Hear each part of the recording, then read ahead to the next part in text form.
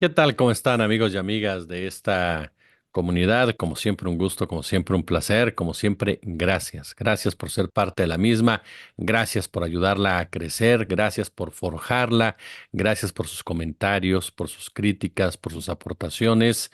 Gracias a ustedes seguimos creciendo, ya somos 197,000 y vamos por los 200,000 para después iniciar el periplo rumbo a los 300,000. Al ratito les vamos a presentar una entrevista por ahí de las 21:30 con el doctor Julián Atilano. No se la pierdan. Es una entrevista en donde vamos a profundizar en las diferentes aristas y ópticas que se están manejando alrededor de los temas del día. Hablamos de la mayoría calificada de Morena, que para la oposición es una sobrerepresentación, y hablamos, por supuesto, del paro judicial. Y yo quiero aprovechar este espacio para igual comentar con ustedes, por supuesto, lo que se ha venido dando en las últimas horas. Desde la mañana, por supuesto, con esta reacción por parte del presidente Andrés Manuel López Obrador, después de que el Consejo Mexicano de Negocios, que es el club, ¿no?, de los multimillonarios que aglutina a personajes con los que incluso López Obrador ha tenido fuertes diferencias durante toda su trayectoria política electoral, entre estos, por supuesto, la gente del ALA, la gente de FEMSA, obviamente los de Kimberly Clark, ¿no? Pero también empresarios con los cuales ha trabajado bien durante sus diferentes mandatos, tanto en la Ciudad de México como en la Presidencia de la República, particularmente el caso de Carlos Slim. Carlos Slim, quien fue el responsable de colocar al actual dirigente del Consejo Coordinador Empresarial, un hombre que fue señalado por la oposición durante todo este sexenio de hacer una especie, pues sí, de promotoría, ¿no? De promoción de lo que era la cuarta transformación, de no asumir una postura como en otros años ante la figura de Andrés Manuel López Obrador. Y esto parece que se acabó. Parece que se acabó por lo menos en el tema precisamente de la mayoría calificada, en donde los hombres y mujeres del dinero pues no piensan igual que el presidente de la República y tristemente piensan igual que la oposición. Y digo tristemente no porque no puedas diferir de Andrés Manuel López Obrador, sino porque los argumentos que emplean tanto los millonarios y millonarias como los partidos PAN, PRI y por supuesto los diferentes medios de comunicación, además de los impresentables ex integrantes del INE, del IFE y del tribunal, se caen por sí solos. Ya hemos escuchado a diferentes voces quienes no solamente explican todo el proceso, explican las diferentes causas, sino que también rebaten estas aritméticas tramposas, estas medias verdades lanzadas por gente como Ciro Murayama. Qué papel tan triste, ¿no le parece? Qué papel tan triste de un hombre que fue integrante del Instituto Federal Electoral y del Instituto Nacional Electoral al mismo nivel que un Lorenzo Córdoba. El ego, la soberbia te lleva a tomar decisiones sumamente erróneas, pero sobre todo desnuda en realidad cuál es tu manera de pensar, tu conservadurismo, cómo durante mucho tiempo te ufanaste de ser una persona progresista, una persona de leyes, de instituciones, cuando en realidad respetas las leyes y las instituciones que construyó la derecha, que construyó precisamente la oligarquía de la cual no eres parte, porque eso es algo muy interesante. Por más dinero que pueda tener en este momento Ciro Murayama o el propio Lorenzo Córdoba, por más prosapia académica e intelectual que puedan tener sus apellidos, la realidad es que no son parte de esa oligarquía. Esa oligarquía los ve como ve a Ciro Gómez Leiva, como ve a Joaquín López Dóriga, como ve a Sergio Sarmiento, como sus empleados, como sus esbirros, como sus vasallos, como los personajes a los cuales se les paga una cantidad importante, se les abren ciertas puertas, no puertas, ciertas ventanas para sentarse en la misma mesa para departir en algunos momentos, por supuesto, pero siempre a cambio de que ejecuten sin ningún tipo de cuestionamiento ni de crítica las órdenes que se les dan. ¿No? Y ellos obviamente durante mucho tiempo pues se pusieron en el púlpito de los académicos, de los intelectuales, de esos hombres sabios, de esos hombres preparados, de esos hombres conocedores, quienes desde esa trinchera luchaban en contra de un presunto, digo presunto, porque era de verdad algo muy, pero muy teatral, ¿no? De un presunto autoritarismo. ¿Por qué? Porque realmente nunca combatieron al real autoritarismo. Y mire que se presentó durante diferentes etapas. Lorenzo Córdoba fue de los firmantes a favor de la elección del 2006, asegurando, por supuesto, que no había fraude electoral basado en, ya sabe usted, el respeto a las instituciones, el respeto a los procedimientos, el respeto a las normas, ese mismo respeto que hoy deciden tirar por la borda y deciden que se violente, deciden que ya no existe, deciden que ya no vale, deciden que ya en todos los sentidos es contradictorio a la democracia.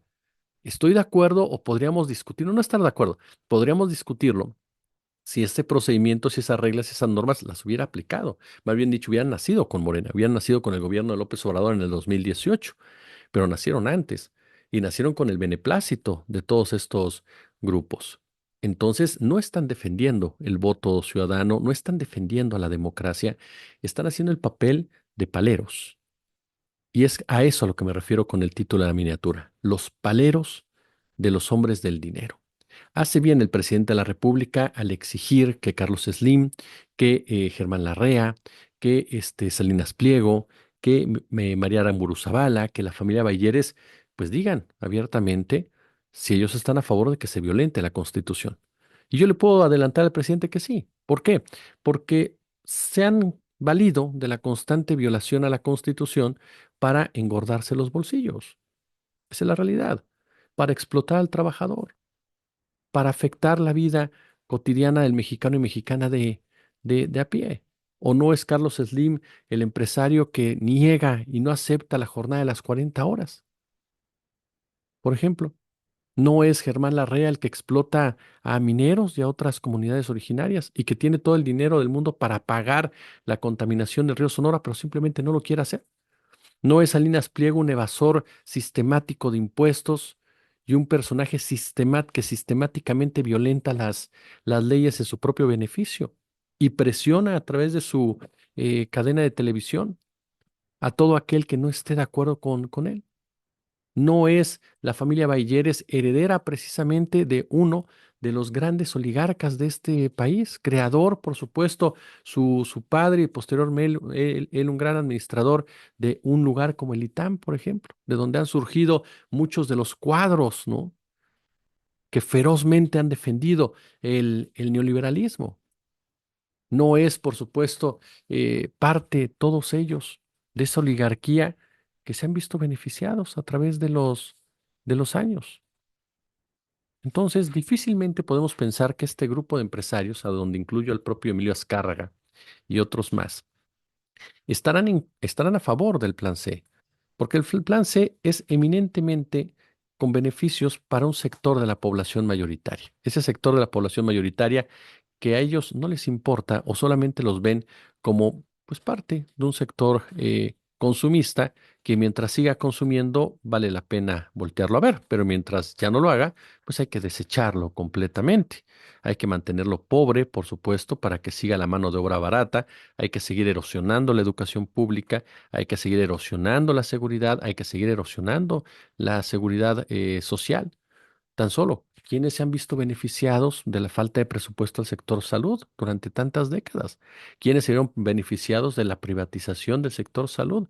¿Quiénes se vieron beneficiados del olvido en el sector salud? Porque ahora todo el mundo grita que hacen falta medicinas. Yo no estoy diciendo que no hagan falta o si hagan falta. Yo lo que digo es que la falta de medicamentos se viene arrastrando desde hace muchos años. Y en esos años nadie de Televisa se atrevía a hablar la voz, a alzar la voz como ahora la alzan cada 15 días. Y sin embargo, ¿quiénes son los que salieron ganando?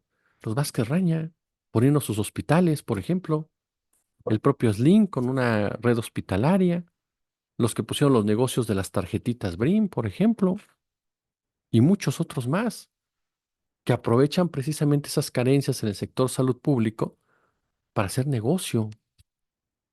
Y estaría bien, dices, sale el como tal, ofrezco, demás, pero no a cambio pido que le revienten lo que llega al pueblo, ¿no? Ese es el tema. Si fuera una competencia tal cual, que ellos desde el sector privado decidan invertir, decidan generar su mercado, es muy válido, pero no por eso le exiges al Estado o bien erosionas al Estado para que deje de apoyar en sectores fundamentales para que tú saques ventaja de eso. Y como eso hay muchos ejemplos, ¿no? El tema de la seguridad, ¿con quién han hecho negocio estos empresarios con personajes tan nefastos y tétricos como es el propio Genaro García Luna. Y ahí están las pruebas, ¿no? Carlos Slim saliendo beneficiado de la plataforma México, la relación de Salinas Pliego con el grupo de Genaro García Luna en materia de seguridad, particularmente lo que fue Luis Cárdenas Palomino, la REA, protegido por el tema de las minas y de las represiones en contra de mineros, en contra de trabajadores que exigieran mejores condiciones de empleo. Y lo mismo pasa con los bayeres.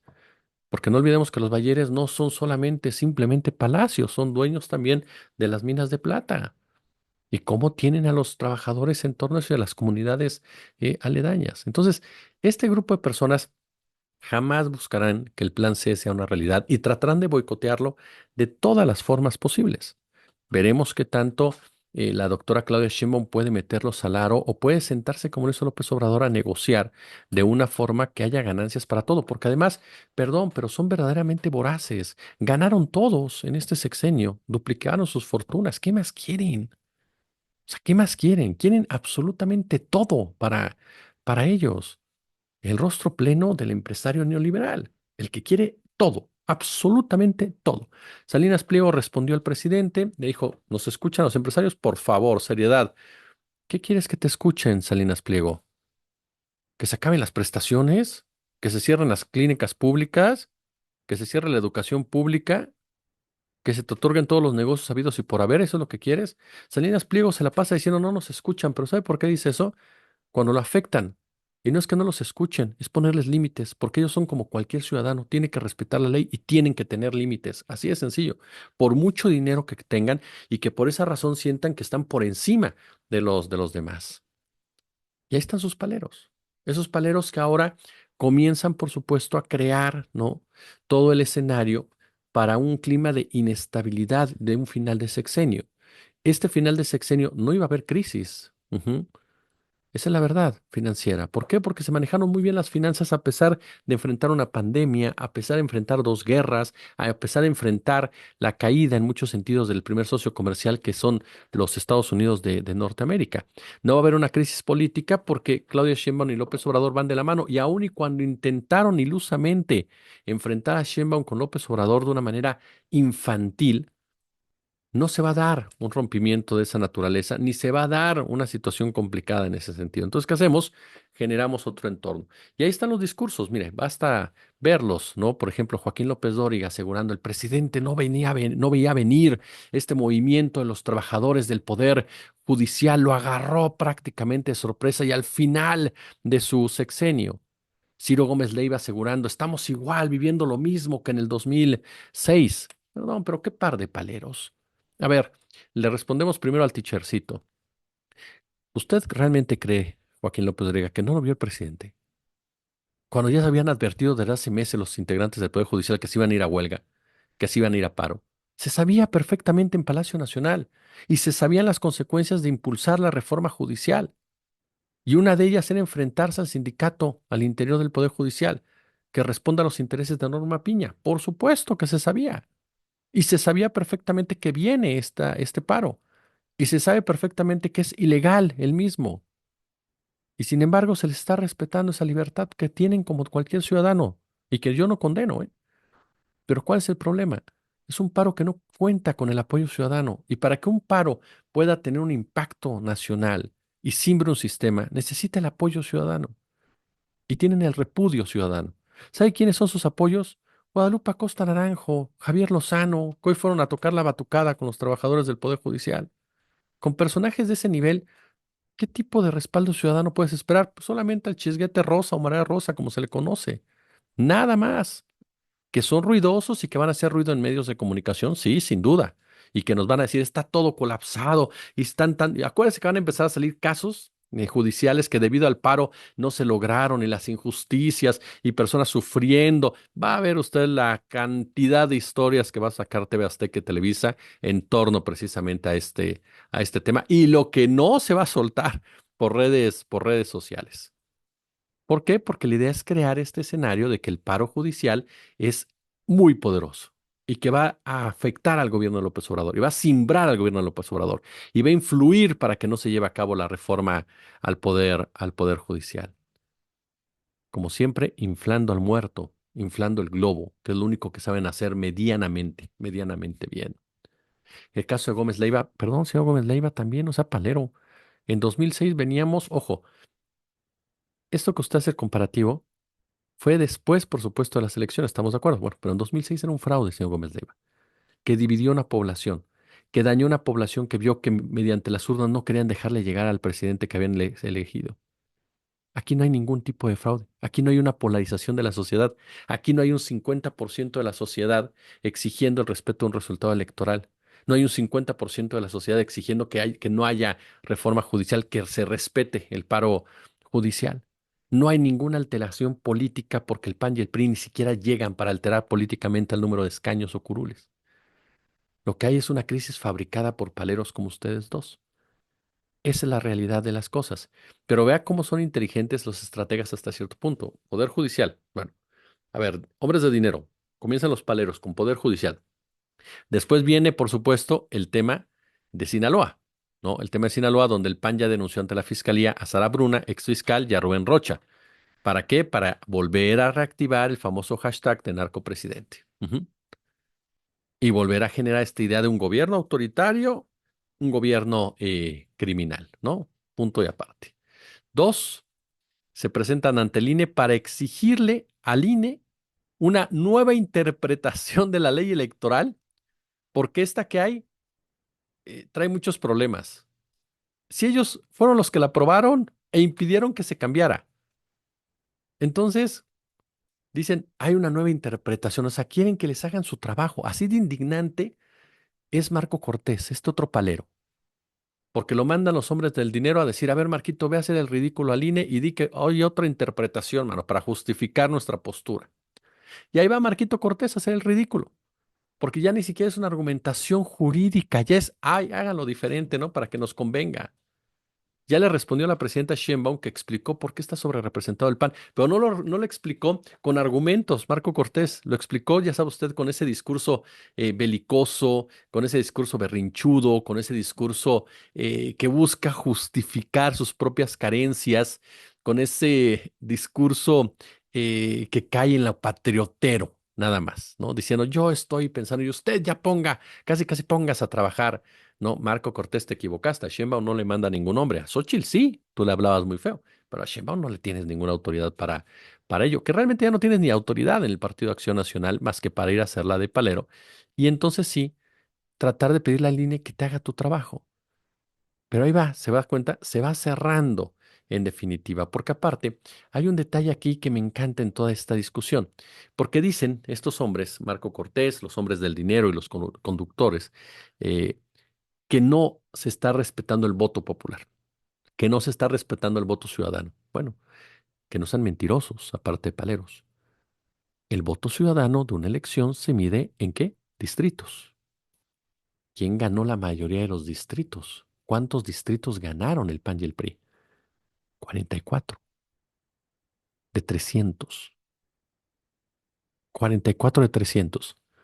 256 los ganaron Morena y sus aliados. Se está representando, vaya que sí, en la Cámara de Diputados esa mayoría contundente. Ustedes no tuvieron respaldo popular. Gracias a los plurinominales es que tienen por ahí una presencia mayor, pero ustedes no tuvieron respaldo popular y eso es lo que realmente es la discusión, su falta de respaldo popular, que no lo tienen, pero es tan fácil inventar, ¿no? Es tan fácil crear este escenario o buscar crear este escenario de crisis en donde no crea. También hay lugar para los locos o los que aparentan estar locos, como Pedro Ferriz, que le habla a la base radical de este movimiento, diciéndoles que ya encontraron un algoritmo que alteró el resultado de las elecciones del 2 de junio, ¿no? Yo estoy seguro que se lo pasó Haití, ¿no? Pero la realidad es que ese discurso que puede parecernos superficial y hasta risible y hasta locuaz, es parte de toda esta estrategia dictada por los hombres del dinero para generar un escenario de inestabilidad, de confrontación y rijoso ante un cambio de gobierno que es sumamente terso y hacerle creer al mundo, particularmente, que México vive un momento sumamente complicado en donde está polarizado y dividido, cuando en realidad hay una minoría que quiere imponer su santa voluntad desde sus diferentes frentes y que ha lanzado ya a sus paleros a tratar de defender esos conceptos. Por eso es tan importante analizar estos temas y denunciarlos. ¿No les parece? Pulgar arriba, como siempre, si les gustó el video, ya lo saben cuál es la ruta. Vemos el video, si nos gustó, el pulgar arriba, por supuesto, dejamos comentario en la cajita de comentario, lo compartimos y nos suscribimos. Les agradezco muchísimo a la gente que se está suscribiendo y hay que compartir para que más gente entre a nuestra comunidad. Denle a la notificación, denle a la campanita y si es posible, si son ustedes tan amables de seguirnos apoyando financieramente, se los agradecemos a través del super chat, del super gracias o bien uniéndose como miembros del canal. Al ratito, Juliana Tilano a las 21:30. Yo soy Jesús Escobar Tovar y como siempre un gusto, como siempre un verdadero, pero verdadero placer.